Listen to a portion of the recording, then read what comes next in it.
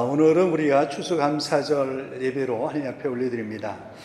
우리가 돌아보면 감사하지 않은 것이 아무것도 없고 또 은혜 아닌 것이 없는 것 같습니다. 제가 예수를 믿으면서 가장 크게 변한 것이 있다고 한다면 그것 중에 하나는 바로 제가 감사하는 삶의 태도가 바뀐 것이라고 할 수가 있습니다. 물론 그전에도 때때로 감사하게 생각한 것들이 없었던 것은 아니지만 그리스도 안에 들어오면서 분명하게 변한 것 중에 하나가 있다고 한다면 그것은 다른 것이 아니라 바로 감사라는 단어를 알게 되었고 또 감사에 대해서 눈을 뜨기 시작한 것이라고 할 수가 있습니다. 그런 의미에서 그리스도인이 된다는 것은 저 개인적으로는 감사의 세계로 들어오는 것이 아닌가 하는 것을 생각하게 됩니다. 그래서 감사에 대해서 새롭게 눈을 뜨는 것이라고 저 나름대로는 생각을 하고 있습니다. 데살로니가 전서 5장 16절부터 18절에 보시면 항상 기뻐하라, 쉬지 말고 기도하라, 범사에 감사하라. 이 모든 것은 그리스도 예수 안에서 우리를 향하신 하나님의 뜻이다라고 말씀하고 있는 것처럼 우리가 그리스도인이 된다는 것은 다른 것이 아니라 이 감사에 대해서 눈을 뜨고 감사의 세계에 들어오는 것이라고 할 수가 있습니다. 감사가 우리 삶에서 중요한 이유는 감사가 우리 삶을 행복으로 인도하는 첩경이기 때문에 그렇죠. 그런 의미에서 감사는 우리의 삶을 행복으로 인도하는 관문 중에 하나라고 얘기할 수가 있습니다. 우리가 흔히 기쁘면 감사하지만 또 사실은 우리가 감사하게 되면 기쁨은 따라오게 되어 있습니다. 그렇기 때문에 우리가 기뻐서 감사하는 것도 있지만 감사하기 때문에 기뻐하는 것도 사실입니다. 우리의 마음이 감사로 채워지게 되면 불평과 불만이 들어올 자리가 없습니다. 우리가 감사하면서 불평할 수 없기 때문에 그렇죠. 또 감사하면서 우리가 슬퍼할 수도 없습니다. 그러나 우리의 마음에 감사가 없게 되면 그 자리를 뭐가 비집고 들어오게 되냐면 불평과 원망이 대신 그 자리를 비집고 들어오게 되죠. 그래서 성경은 우리에게 항상 기뻐하고 쉬지 말고 기도하며 범사에 감사라고 우리에게 말씀하고 있습니다. 또한 감사하는 마음은요, 우리 마음으로부터 불행과 죄악으로 가는 길목을 지켜주는 아주 중요한 역할을 한다고 할 수가 있습니다. 그렇기 때문에 우리가 행복하기를 원하면 감사로 우리의 마음을 지키는 것이 얼마나 중요한지 몰라요. 우리가 감사로 우리 마음을 단단히 지키지 못하게 되면 그 자리를 불평과 불만이 비집고 들어올 수 있기 때문에 있습니다. 오늘 본문에 보시면 시편 기자는 시편 50편에서 이 시편을 쓴 사람은 누구냐면 레위인입니다. 레위인으로 다윗 시대에 성가대 대장이었었던 아삽이라는 사람이 쓴 시편으로 되어 있습니다. 본 시편은 하나님께서 기뻐하시고 받으시는 참된 예배가 무엇인가에 대해서 말씀하면서 그 결론으로 말씀하고 있는 것이 23절입니다. 하나님께서 원하시는 참된 예배, 하나님께서 기뻐하시고 받아주시는 예배가 무엇인가, 그것에 대한 시편인데 23편은 거기에 대한 결론이라고 말씀하고 있습니다. 23편에 보시면 그렇게 말씀하고 계시죠. 감사로 제사를 드리는 자가 나를 영화롭게 하나니 그의 행위를 옳게 하는 자에게 내가 하나님의 구원을 보이리라 라고 말씀하고 있습니다. 여기 보시면 하나님께서 자기의 구원을 누구에게 보이신다고 말씀하고 계시냐면 감사로 예배를 드리는 자에게, 여기서 구원이라는 것은 어려운 상황 가운데 있는 사람을 구원해 주신다는 것입니다. 지금 이 아삽이라는 사람은 어떤 상황 가운데서 지금 이 시편 50편을 쓰고 있냐면 개인적인 어떤 어려움들이 있었던 것 같아요. 그 50편을 보게 되면 그 아삽이라는 사람이 처해 있는 여러 가지 어려움들에 대해서 얘기를 하고 있습니다. 그러면서 그 아삽이 결론적으로 얘기하고 있는 것은 뭐냐면 그럼에도 불구하고 하나님께 예배를 드리는 자는 어떻게 예배를 드려야 된다고요? 감사로 예배를 드려야 된다. 그것이 하나님께서 기뻐 받으시는 예배이기 때문에 그렇다는 것이죠. 그때 하나님께서 그에게 약속하신 것이 뭐냐면 그때 그는 뭐를 본다고요? 하나님의 구원을 본다는 얘기예요. 네가 어떤 상황 가운데 어려운 상황 가운데 있을지라도 정말 어려운 상황 가운데서도 감사로 예배를 드리는 그 마음을 잃지 않는다고 한다면 내가 뭐를 보이냐면 구원을 보이리라. 내가 구원의 하나님인 것을 내가 너에게 보리라 라고 말씀하고 있습니다. 많은 그리스도인의 삶의 목표는 하나님의 영광이죠. 하나님을 영화롭게 하는 것입니다. 하나님을 영원롭게 한다는 것은 다른 것이 아니라 우리의 모든 삶에서 하나님께서 하신 일들을 우리가 인정을 하고 그 모든 공로를 뭐예요? 하나님께 돌려드리는 것입니다. 우리가 하고 있는 모든 것들, 우리가 한 모든 그런 내세울 만한 그것이 궁극적으로는 내가 한 것이 아니라 누가 하셨다는 거야? 하나님께 하셨다는 것을 인정을 하고 그 모든 공로를 하나님께 돌려서 하나님을 영원롭게 하는 것이죠. 우리가 어떻게 하나님을 영원롭게 할 수 있는가? 오늘 본문에 말씀해 보시면 어떤 자가 하나님을 영원롭게 한다고 말씀하고 계세요?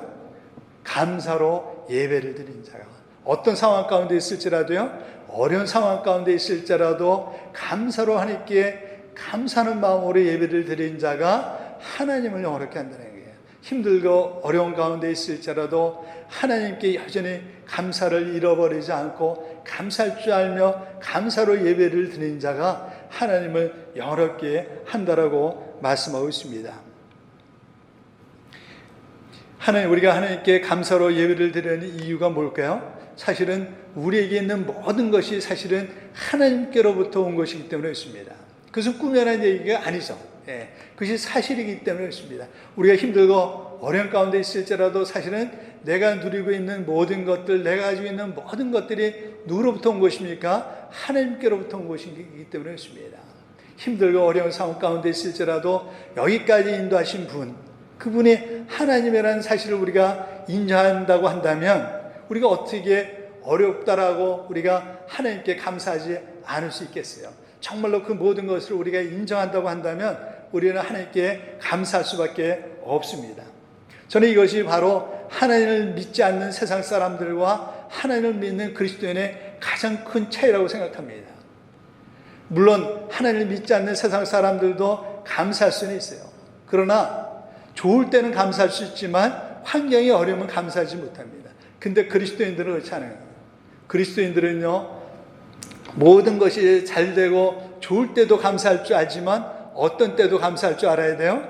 힘들고 어려울 때도 감사할 줄 아는 사람이 저는 그리스도인이라고 생각합니다. 왜요? 모든 것이 하나님의 은혜임을 알기 때문에 그렇죠. 그것이 바로 저는 하나님을 믿는 그리스도인들과 하나님을 믿지 않는 세상 사람들의 가장 큰 차이점 중에 하나라고 저는 생각합니다. 실제적으로 로마서 1장 21절에 보시면 하나님을 알지 못하는 세상 사람들의 특징을 이렇게 말씀하고 있어요. 로마서 1장 21절에 보면 그렇게 말씀하고 있습니다. 하나님을 알되 하나님을 영어롭게도 아니하며 감사하지도 아니하고 오히려 그 생각이 허망하여지며 미련한 마음이 어두워졌느니라고 말씀하고 있어요. 뭐라고요? 하나님을 믿지 않는 세상 사람들은 하나님을 알면서도요, 몰라서 그런 것이 아니라 하나님의 존재를 알고 있음에도 불구하고 마치 하나님을 모르는 것처럼, 하나님이 살아계신 것을 모르는 것처럼 뭐합니까? 하나님을 영어롭게도 하지 않고 감사하지도 않는다고 말씀하고 있어요. 그러면서 그 이유가 뭐냐면 그 생각이 허망해지고 미련한 마음이 어두워졌다고 말씀하고 있어요. 허망하다는 것은 뭡니까? 헛된 것을 추구하는 마음이에요. 헛된 것을 추구하고 그럼 마음이 어두워졌기 때문에 그렇다는 거예요. 마음이 어두워져가지고 뭐가 뭔지를 모르는 거예요. 자기가 가지고 있는 것이 정말로 하나님께로부터 온 것인지 아닌지 분간을 못하는 거예요. 그리고 엉뚱한 것을 추구하고 있기 때문에 정말로 하나님께서 주신 것이 얼마나 소중한지 모르기 때문에 감사해야 되는데 감사하지 못한다는 것입니다. 물론 세상 사람들도 감사하는 것들이 있어요. 세상 사람도 감사하는 마음이 있습니다. 근데 문제는 뭐예요? 정말로 감사할 분에게 감사하지 못한다는 거예요. 세상 사람들도요, 자기 부모에 대해서 때때로 감사할 줄 알고 배우자에 대해서 감사할 줄도 알고요, 자기에게 좋은 일을 해준 사람에게 감사하는 마음이 없지 않아 있죠. 그러나 정작 감사해야 될 가장 중요하신 하나님께 감사할 줄 모른다는 데 문제가 있습니다. 감사는 아무나 할 수 있는 게 아니에요. 하나님께 감사하는 자는 어떤 사람만이 감사할 수 있습니까? 하나님의 은혜를 아는 자만이 감사할 수가 있어요.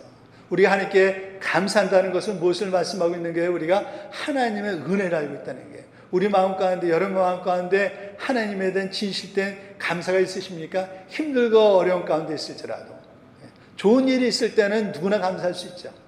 근데 중요한 것은 뭐냐면 어려운 가운데 있을지라도 우리가 감사할 수 있는 것은 여전히 우리는 뭘 알고 있기 때문에 그래요? 하나님의 은혜를 알고 있기 때문에 그렇습니다. 그런 의미에서 감사는요, 우리 신앙 상태를 점검할 수 있는 가장 중요한 바로미터와 같다라고 얘기할 수가 있어요.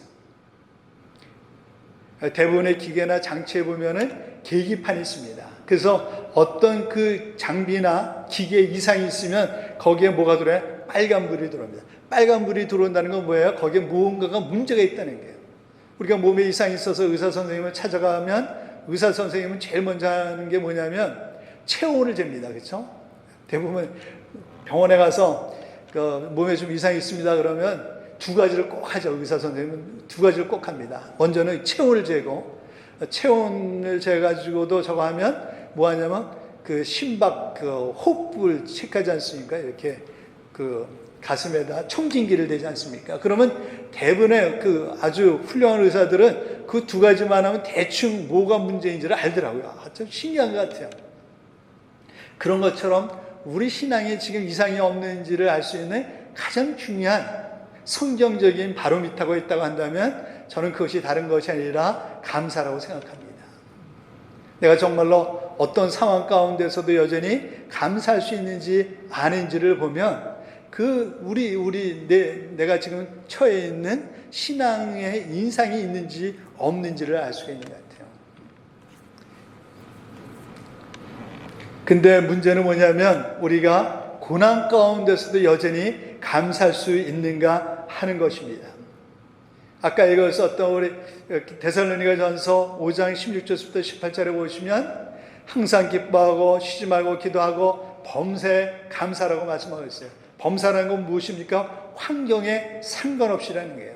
우리가 좋을 때만 감사하는 것이 아니라 어떤 상황 가운데 있을지라도 뭐 할 수 있어야 된다는 거예요? 항상 기뻐할 수 있어야 되고 항상 감사할 수 있어야 된다는 것입니다. 근데 문제는 뭐냐면 어떤 상황 가운데서도 우리는 상황과 상관없이 감사할 수 있느냐 하는 것이죠. 그런 가운데서 여전히 우리가 하나님으로 말미암아 기뻐할 수 있는가 하는 것입니다. 근데 말로는 쉽지만 막상 그런 상황을 겪어보면요, 그것이 말처럼 쉽지 않다는 사실을 우리는 너무나도 쉽게 경험하고 발견하게 되지 않습니까? 그렇지 않습니까? 그것이 우리의 모습 아닌가요? 말로는 쉽게 얘기를 하지만 막상 그런 어려운 상황 가운데 닥치게 되면 그것이 결코 말처럼 쉽지 않다는 것을 우리는 경험하게 되고 그렇지 않은 나의 모습을 발견할 때가 있지 않습니까? 예전에 행복전도사로 유명했던 작가 겸 방송인이었었던 최윤희 씨라는 사람이 있었어요. 여러분 혹시 기억하시는지 모르겠어요. 몇 년 전에 한동안 회자되었던 사람이죠. 이 사람은 어떤 사람이냐면 행복전도사로 유명한 작가 겸 방송인이었습니다. 근데 이 사람이 많지도 않은 나이에 자살로 자신의 삶을 마감을 했어요. 많은 사람이 그 사람이 자살 앞에 충격을 받았습니다. 왜 충격을 받았냐면 이 사람은 어떤 분이었었냐면 자살을 거꾸로 바꾸면 살자라는 단위니까 아무리 힘들고 어려워도 끝까지 살아야 됩니다라고 주장했던 사람이었어요. 근데 정작 그 사람이 자살했다는 그 뉴스를 듣고 얼마나 충격을 받은지 몰라요. 얼마나 힘들고 어려웠으면 그랬을까? 자살까지 했을까? 극단적인 선택을 했을까? 우리는 섣불리 어떤 한 사람의 행동에 대해서 판단하는 것을 조심해야 돼요. 왜냐하면 우리는 그 사람의 상황에 닥쳐보지 않으면 우리는 그것을 잘 이해할 수가 없습니다. 참 우리가 생각하기에 왜 그랬을까? 그래서는 안 된다고 얘기를 하지만 막상 그런 상황과 얼마나 힘들고 어렸으면 그럴 수밖에 없었을까? 본인 자신이 자살은 거꾸로 하면 살자라는 거기 때문에 열심히 살아야 된다고 주장했던 사람이 막상 자살했다는 것은 그만큼 그 삶이 쉽지 않다는 것을 우리에게 보여주고 있습니다. 중요한 것은 실제로 고난을 당해보면 그만큼 감사하기가 쉽지 않다는 사실이에요. 그러나 그럼에도 불구하고 성경은 여전히 우리에게 뭐를 말씀하고 있습니까? 범사에 감사하라고 말씀하고 있어요. 우리가 어떻게 범사에 감사할 수 있을까요? 우리가 어떻게 범사에 감사할 수 있을까요? 그러기 위해서 몇 가지 우리가 분명히 해야 될 것이 있습니다. 먼저 우리 시각을 바꾸는 것이 중요해요. 우리 시각을 바꿔야 됩니다. 세상을 보는 시각을 바꿔야 되고요. 내 자신을 보는 시각을 바꿔야 됩니다. 우리 시각이 올바르지 못하면 우리는 올바로 판단할 수가 없어요. 성경도 예수님께서도 우리에게 마태복음 6장 22절부터 23절에 보시면 그렇게 말씀하고 있습니다. 눈은 몸의 등불이니 그러므로 내 눈이 성하면 온몸이 밝을 것이요 눈이 나쁘면 온몸이 어두울 것이니 그러므로 내게 있는 빛이 어두우면 그 어둠이 얼마나 더하겠느냐. 눈이 제대로 시력이 안 좋으면 세상을 올바로 볼 수가 없습니다. 올바로 분별하지 못해요. 올바로 판단하지 못합니다. 그런 것처럼 우리 시각이 올바르지 못하면요, 세상을 보는 시각이 올바르지 못하면 모든 판단을 우리는 잘못할 수가 있어요. 무엇이 옳은 것이고 무엇이 그런 것이고 무엇이 좋은 것이고 무엇이 나쁜 것인지를 분간하지 못합니다. 무엇이 인생에서 중요하고 중요하지 않은 것을 분간하지 못하게 돼서 잘못된 판단을 하게 되고요. 그렇기 때문에 우리가 올바른 시각을 갖는 것이 중요해요. 올바른 시각은 성경입니다. 우리가 성경을 열심히 배워야 되는 가장 중요한 이유가 있다고 한다면 우리 시각을 올바로 뜨기 위해서 그래요. 세상을 보는 눈을 올바로 갖기 위해서 그럽니다. 세상의 시각은요, 세상적인 시각은 잘못된 것들이 많이 있어요. 뭐 다 잘못됐다는 건 아니에요. 세상적인 것들도 우리에게 올바른 시각을 주는 것들이 있습니다. 근데요, 많은 경우에 보면 얼마나 잘못된 것들이 많이 있는지 몰라요. 잘못된 것, 잘못된 가르침, 잘못된 그런 가치관들, 잘못된 세계관들, 옳고 그런 것도 올바로 우리에게 보여주지 못하고요. 성경만이 우리가 참된 진리가 무엇이고 참된 가치가 있는 것이 무엇인지를 우리에게 올바로 보여줍니다. 그렇기 때문에 우리가 정말로 범사에 감사하기 위해서 제일 먼저 분명해야 될 것은 올바른 시각을 가져야 된다는 거예요. 하나님의 시각이야말로 우리가 이 세상을 올바로 볼 수 있는 가장 중요한 시각입니다. 하나님의 시각은 성경이죠, 성경. 우리는 성경을 통해서 세상을 볼 때 비로소 올바른 것을 제대로 볼 수가 있습니다. 저희의 가장 큰 영향을 주었던 한 사람을 들라고 한다면 저는 아시스의 프란치스코를 잊을 수가 없어요. 그 사람은 제가 젊었을 때 제 인상 가운데 가장 큰 영향을 주었던 사람들 중에 한 사람입니다. 원래 이 프란치스코는요, 부유한 옷감 장사를 하는 아버지 밑에서 부족한 것이 없는 젊은이로 자라게 됩니다. 그래서 그 당시에 그 자기 또래 부잣집 자녀들과 어울리면서 얼마나 허랑방탕하게 젊은 시절을 보내게 되는지 몰라요. 그러다가 그 아시스 마을이 옆에 있는 한 마을과 전쟁이 일어나게 됩니다. 그래서 전쟁터에 나가서 전쟁을 하다가 큰 부상을 입게 되고요. 그리고 포로로 잡혀가게 됩니다. 포로로 잡혀가지고 그 포로로 1년 동안 생활하면서 큰 죽을 병을 얻게 돼요. 그래가지고 죽을 병 때문에 가까스로 풀려나게 되죠. 집에 와서 그 죽을 병 가운데 그 사경을 헤매게 됩니다. 그러던 어느 날 아침에 찬란한 햇살에 비치면서 창가에 앉아있는 그 새 한 마리를 보게 돼요. 예전에도 봤던 똑같은 광경이었는데 그날은 그것이 다르게 보이는 게 어떻게 보이냐면 정말로 그 생명, 그 찬란한 아침 햇살을 통해서 창가에 앉아있는 한 새를 보면서 뭐를 느끼게 되냐면 생명의 외경을 느끼게 됩니다. 생명의 외경을 느끼게 돼요. 아, 생명이라는 것이 얼마나 소중한지를 그때 비로소 알게 됩니다. 젊은 시절 그가 부족한 것이 없이 허랑방탕하게 살았을 때는 생명의 존중함을 몰랐었어요. 자기에게 주어진 인생이라는 것이 얼마나 소중한지를 몰랐었습니다. 근데 죽을 병의 사경을 헤매면서 그는 비로소 참 그 새 한 마리의 그 생명조차도 얼마나 소중한지를 비로소 그가 깨달으면서 그것을 창조하신 하나님을 만나게 되고요. 그것을 통해서 그 아들 되신 예수 그리스도를 만나면서 그 인생은 완전히 변화되게 됩니다. 그러면서 그 인생은요, 모든 자기가 보장되었던 부귀 영화를 포기하고요. 구도자의 예수 그리스도의 삶을 추구하는 구도자의 생애를 추구하기 시작을 합니다. 그는요, 그것을 통해서 눈이 열리게 되고요. 세상을 올바로 보게 되고요. 정말로 중요한 것이 무엇인지를 알게 되고요. 그렇기 때문에 세상에 보유장되었던 모든 그 재물을 포기하고요. 가난한 자로 예수님이 가난하셨던 것처럼 가난한 자로 청빙의 삶을 추구하면서 인생에서 정말로 중요한 것이 무엇인지를 알기 위해서 구두자의 생애를 살게 돼요. 우리가 우리 인생에 올바른 시각을 갖는다는 것은 얼마나 중요한지 몰라요.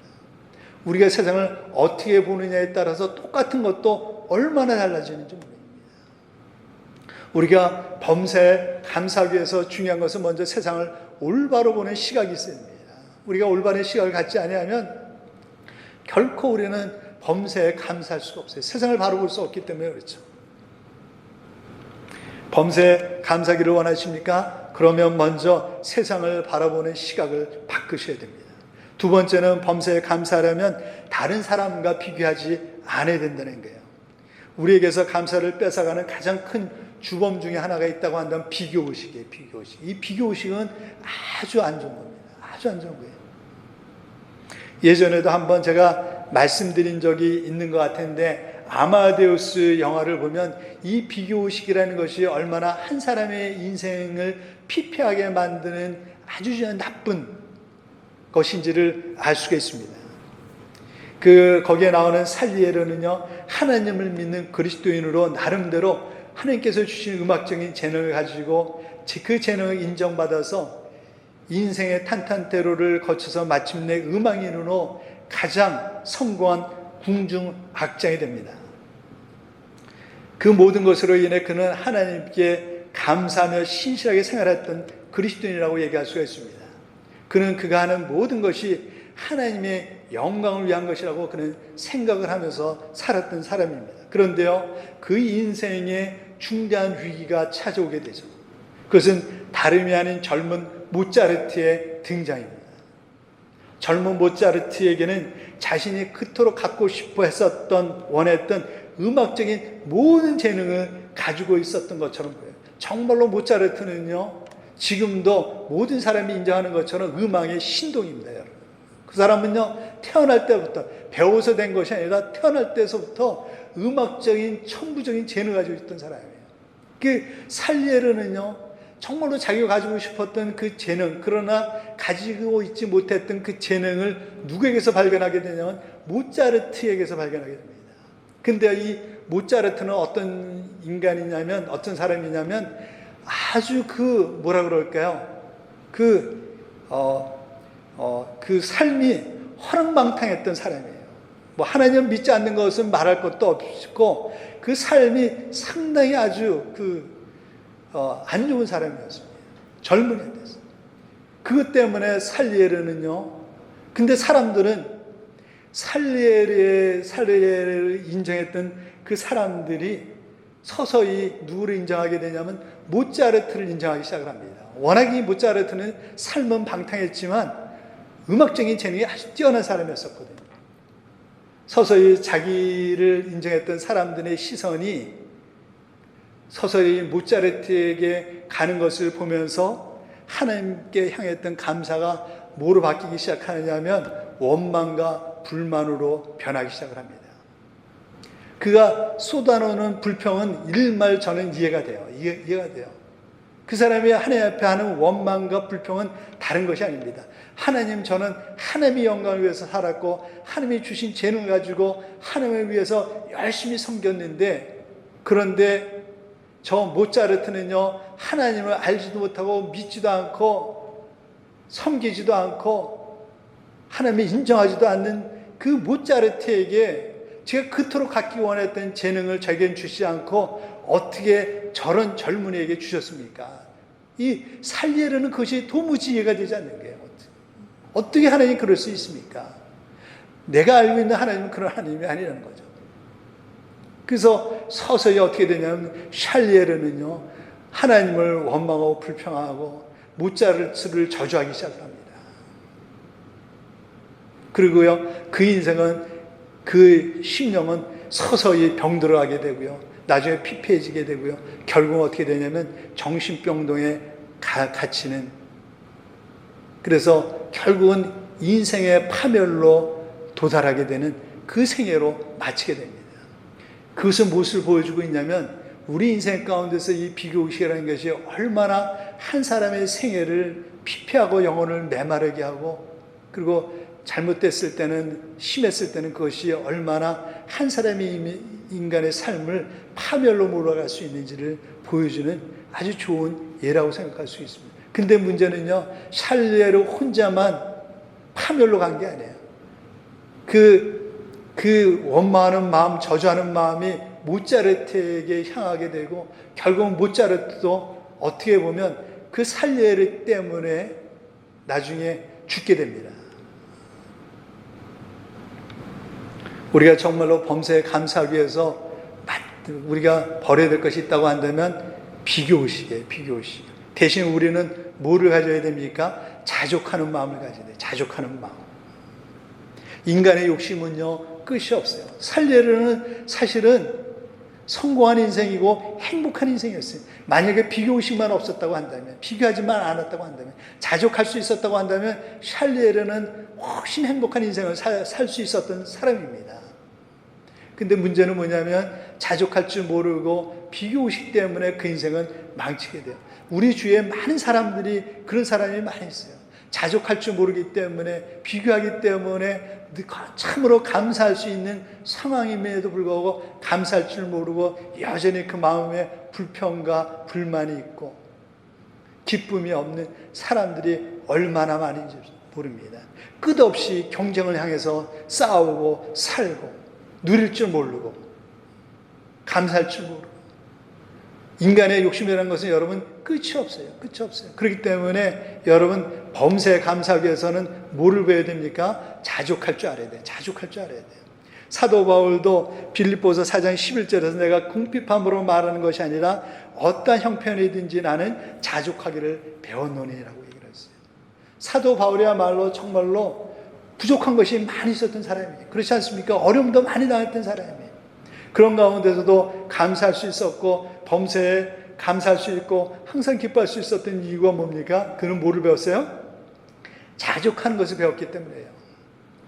자기에게 없는 것을 계수한 것이 아니라 자기에게 이미 있는 것을 계수할 줄 알았던 사람. 자족하는 것이 무엇입니까?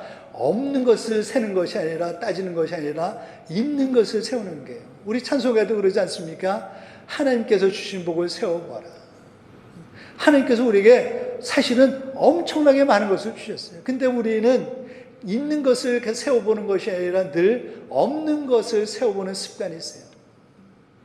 여러분, 그러면 범사에 감사할 수가 없어요. 이미 하나님께서 우리에게 너무나도 많은 것을 주셨고 너무나 많은 것을 축복하셨어요, 여러분. 근데 왜 우리 마음에 감사함이 없을까요? 자족할 줄 모르기 때문에. 하나님께서 우리에게 이미 부족함이 없이 주셨습니다, 여러분. 우리는 지금 이 땅에 살았던 어떤 왕들보다도, 이전에 살았던 왕들보다도 더 좋은 생활을 살고 있지 않습니까? 그렇죠? 옛날에 살았던 왕들을 보세요. 그 사람들이 우리보다 더 좋은 생활을 하고 했는지. 우리는 얼마나 많은 것들을 지금 누리고 있습니까? 부족하세요? 그렇다고 한다면 감사할 줄 알아야죠. 감사할 줄 알아야죠. 없는 것을 생각하기보다 하나님께서 주신 것을 먼저 세우십시오. 그러면요, 얼마나 하나님께서 나에게 생각한 것 이상으로 많은 것을 주셨는지 알고 여러분 놀라실 거예요. 놀라실 거예요. 우리 딸이 고등학교 때라고 생각이 돼요. 단기 선교를 베트남에 보낸 적이 있어요. 그 단기 선교는 참 갔다 오는 것이 여러 가지로 유익한 것들이 참 많습니다.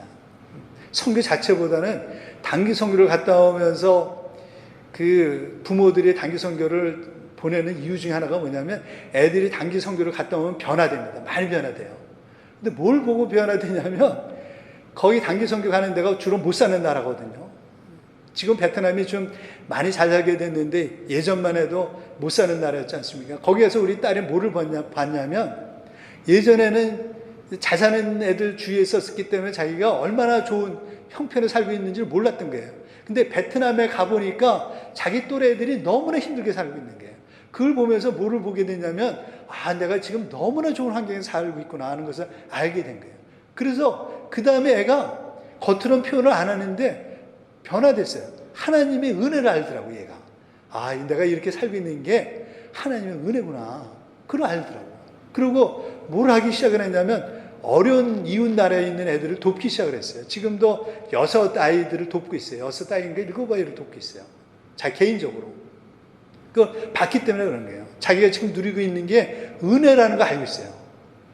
은혜라는 거 알고 있어요. 예전은 몰랐어요. 아무리 얘기를 해줘도 몰랐댔어요. 근데 단기 선교 갔다 오면서 거기 자기 또래 애들이 얼마나 어려운 형편에 살고 있는 것을 보면서 자기가 그 누리고 있는 게 당연한 것이 아니라 아, 이게 정말로 은혜구나. 하나님의 축복이구나. 그것을 알더라고요. 그렇습니다. 우리가 주위에 있는 사람들을 보면 부족한 것들이 많이 있죠. 그러나 우리가 하나님께서 주신 것을 하나하나 세워보면요, 얼마나 가지고 있는 것이 많고 받은 축복이 얼마나 많은지 모릅니다. 또한 우리가 하나님께 범사에 감사하기 위해서 중요한 것은 합력하여 손을 이루신 하나님의 선하심을 믿을 수 있어야 돼요. 하나님의 선하심을 믿을 수 있어야 돼요. 인생을 살다 보니 정말로 감사하기 어려운 때를 우리가 만날 때가 있습니다. 그럴 때에도 우리가 어떻게 감사할 수 있을까요? 모든 것을 합력하여 손을 이루시는 하나님을 믿을 수만 있다고 한다면 우리는 그런 상황 가운데서도 감사할 수 있습니다. 우리가 알거니와 하나님을 사랑하는 자 곧 그의 뜻대로 부르심을 입은 자들에게는 모든 것을 합력하여 손을 이루느니라. 예수님은 자신의 죽음을 앞에 두시고 제자들과 함께 마지막 밤을 어떻게 보내셨냐면 주의 만찬으로 보내셔요. 그리고 주의 제자들의 발을 씻기시고 난 다음에 주님께서는 그 자리에 일어나셔서 죽음을 앞에 두시면서 제자들 앞에 그런 감사와 축복의 기도를 드립니다. 마태복음 26장 26절부터 28절에 보시면 그들이 먹을 때 예수께서 떡을 가지사 축복하시고 떼어 제자들에게 주시며 이르시되 받아서 먹으라 이것은 내 몸이라 하시고 라고 말씀하셨습니다. 그리고 27절에 보시면 또 잔을 가지사 감사 기도를 하시고 라고 되어 있어요. 예수님께서는 자기 죽음을 앞에 두시고 하늘 앞에 제자들 앞에 서서 감사와 축복의 기도를 어떻게 자신의 죽음을 앞에 두고 축복과 감사 기도를 드릴 수 있었을까요? 그것은 다른 것이 아니에요. 뭘 보셨습니까? 예수님은 자기 죽음이 죽음으로 끝나는 것이 아니라 그것을 통해서 수많은 영혼들이 구원받을 것을 보셨기 때문에 그래요. 제자들을 통해서 복음이 전 세계에 전파될 것이고 그것을 통해서 수많은 영혼들이 구원받을 것을 보셨기 때문에 자신은 비록 죽음으로 자기 신 앞에 죽음이 기다리고 있지만 그런 가운데서도 어떻게 할 수 있었어요? 감사하고 축복의 기도를 드릴 수 있었던 것입니다. 마찬가지예요. 우리도 우리를 둘러싸고 있는 상황이 힘들고 어렵지만 그 고난으로 끝나는 것이 아니라 마침내 하나님께서 합력하여 손을 이루실 것을 우리가 믿을 수만 있다고 한다면 그런 가운데서도 우리는 감사할 수가 있습니다. 그것이 사도 바울이 감사할 수 있었던 비결이거든요. 믿음이라는 것은 히브리서 기자가 얘기하고 있는 것처럼 뭡니까? 바라는 것들의 실상이라고 말씀하셨어요. 믿음이 우리에게 필요한 것은 무엇입니까? 고난과 어려움 가운데 있을지라도 우리는 그 믿음을 통해서 뭐를 볼 수가 있어야 돼요? 하나님의 약속이 반드시 이루어질 것을 우리는 믿을 수 있기 때문에 힘들고 어려움 가운데서도 그 약속의 말씀을 믿고 앞당겨서 그 축복을 누리는 것입니다. 미래 앞당겨서 감사하는 것이죠. 또 하나 우리가 기억해야 될 것은 뭐냐면 감사는 명령이라는 사실을 잊어서는 안 돼요. 감사는 명령입니다. 뭐예요? 범사에 감사하라. 뭐예요? 아무리 힘들고 어려워도 감사하는 게 감사예요. 감사해요. 이것은 습관입니다. 감사는 일종의 습관이라고 얘기할 수가 있어요.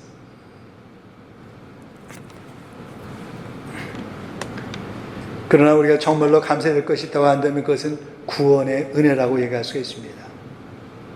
하박국 선지자도 힘들고 어려운 상황 가운데 있을 때 그가 감사할 수 있던 이유를 하박국서 3장 17절부터 19절에서 그렇게 고백하죠. 비록 무화과 나무가 무성하지 못하며 포도나무의 열매가 없으며 감람나무의 소출이 없으며 밭에 먹을 것이 없으며 무리에 양이 없으며 외양간에 속 없을지라도 나는 여호와로 말미암아 즐거하며 나의 구원의 하나님으로 말미암아 기뻐하리로다. 그렇죠? 여기 보시면 무화과가 무성하지 못해요. 열심히 했는데 항상 그 많은 열매가 맺히는 건 아니잖아요. 때때로는 어떤 때는 많이 맺히지 않을 때가 있습니다. 흉년이 들 때가 있어요. 포도나무에 열매가 없을 때가 있습니다. 감람나무에 수질이 없을 때가 있어요. 나는 열심히 일했는데 그러나 내가 기대했던 그 수고의 보답이 없을 때가 있어요. 흉년이 들 때가 있습니다. 밭에 먹을 것이 없어요. 하루 끼니가 부족할 때가 있어요. 우리의 양이 없을 때가 있고 소양간에 소가 없을 때가 있을 수가 있어요. 그럴지라도 하박국 선자는 그렇게 고백합니다. 나는 여호와로 말미암아 여전히 즐거워하며 나의 구원의 하나님으로 말미암아 기뻐할 것이다. 그러면서 19절에서 그렇게 얘기를 합니다. 주 여호와는 나의 힘이시라. 나의 발을 사슴과 같게 하사 나를 나의 높은 곳으로 다니게 하시려. 내가 지금 힘들고 어려운 상황 가운데 있지만 그러나 마침내 하나님께서 그 모든 것을 합력하여 손을 이루시고 그분은 나의 힘이 되셔서 나의 힘들고 어려운 상황 가운데서 모든 것을 회복하시고 그 가운데서 나를 건지실 것이라는 그 믿음 때문에 하박국 선자는 그렇게 고백할 수 있었던 것이죠. 그렇기 때문에 우리에게 믿음이 필요합니다. 힘들고 어려운 가운데서도 모든 것을 합력하여 손을 이루신 그 하나님을 우리가 믿을 수만 있다고 한다면 우리는 어떤 힘들고 어려운 상황 가운데서도 뭐 할 수 있을까요? 범사에 감사할 수 있습니다. 기도하시겠습니다.